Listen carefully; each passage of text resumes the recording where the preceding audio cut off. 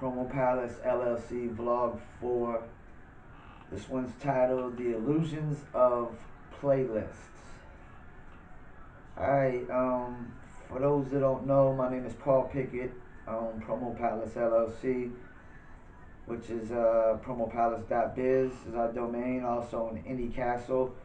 Check us out at indiecastle.net. Also on Planet Playlists at planetplaylist.com. Radiotourpromotion.com. A few blogs, a few other sites as well. But enough with me. This one right here is about the illusion of playlists. And this one, I basically want to get into, like when streaming first got real popular and everybody really caught on to it, like worldwide, and the royalty payouts of like Spotify and Apple and Tidal and Google Play and Deezer and Amazon and whatnot, everybody just started running to the floodgates of trying to buy up Spotify plays or playlist pitching or playlist ads or whatever it may be. But after a while, one thing I realized is that Spotify really, for up and coming and unsigned or independent artists, if you don't have fan base, Spotify is really the same as FM radio, like the mindset of it. Because unless you have like a major feature on your record, or you're just making the greatest music in the world, you're not gonna really get picked up on the big Spotify playlist. They want you to pre-release it, weeks ahead, and a lot of artists really don't follow that process or that method. They don't pre-release their music ahead of time far enough, because the thing is, you gotta understand, if a company like me is getting hundreds of submissions per day, Spotify's getting thousands. And to think anybody has any time, all the time in the world in 24 hours to go through thousands of submissions within 24 hours, it's not happening. I don't care how many employees they got. It's just no time in the day for you to go through thousands, more or less for me to go through hundreds and still be able to make a living. Like, I can't listen to music all day because I still have to work. I still have to do promotion. I still have to market and advertise, and listen to music all day isn't paying the bills. Even radio, they don't have time to just listen to submissions all day, because if they're listening to submissions all day, then they have no time to broadcast. And the radio station's job is to broadcast music, not listen.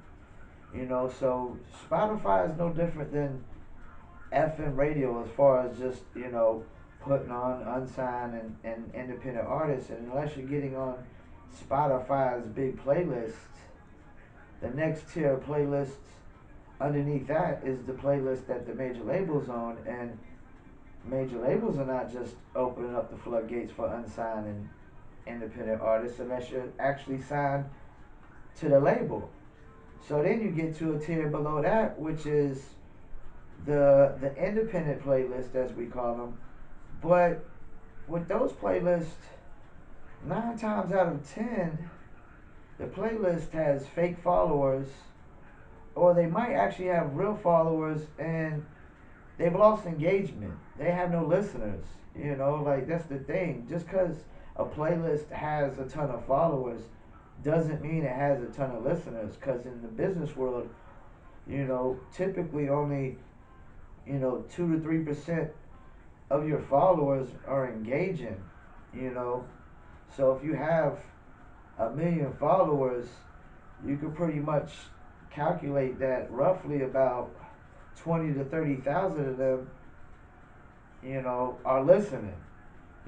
So don't think just because somebody's got a ton of followers, they got a ton of listeners. It doesn't work that way, because people could have followed them long time ago and they're not even engaging no more, or they bought followers and it has no listeners whatsoever.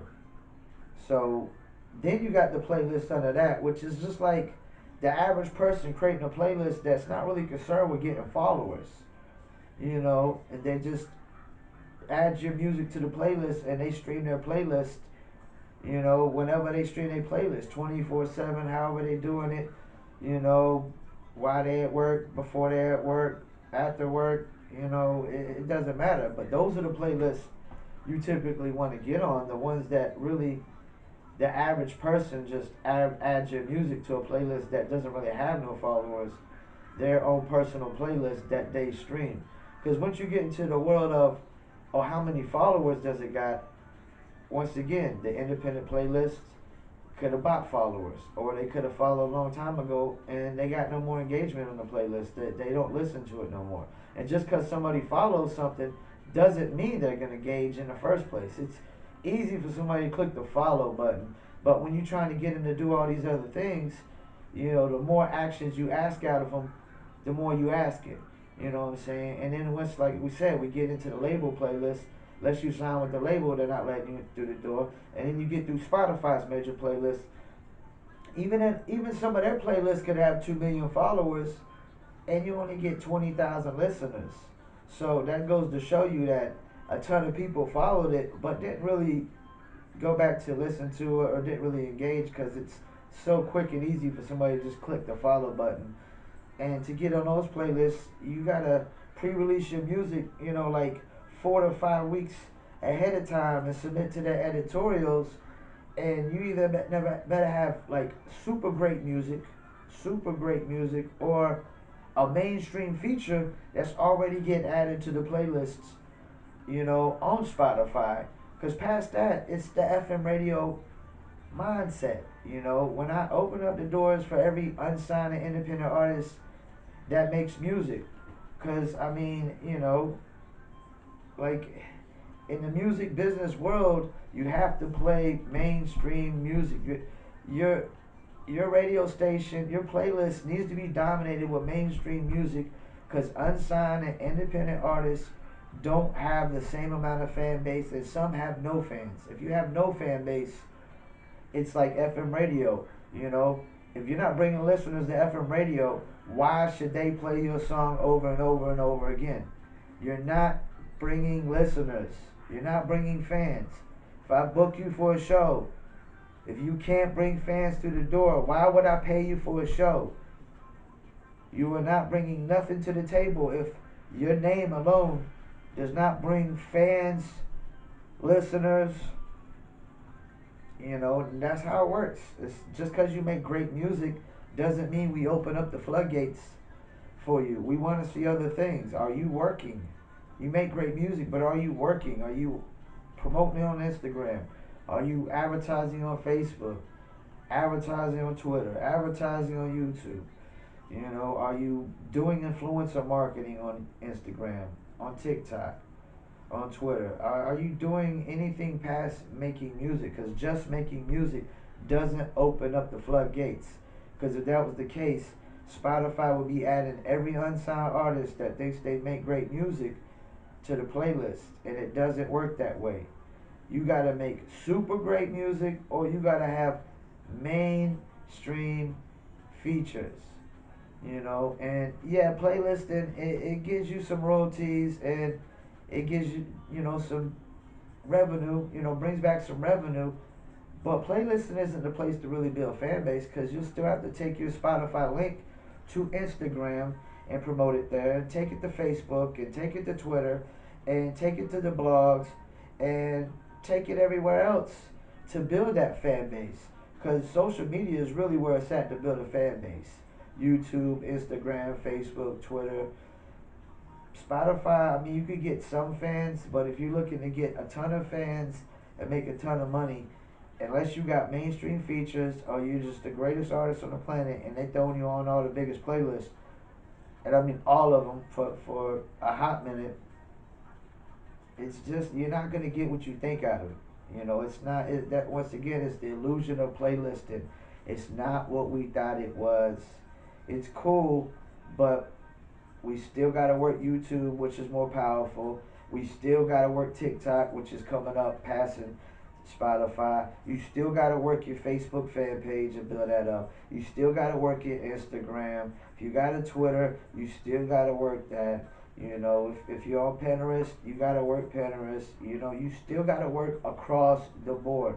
So just focusing on, hey, I'm just trying to get streaming royalties.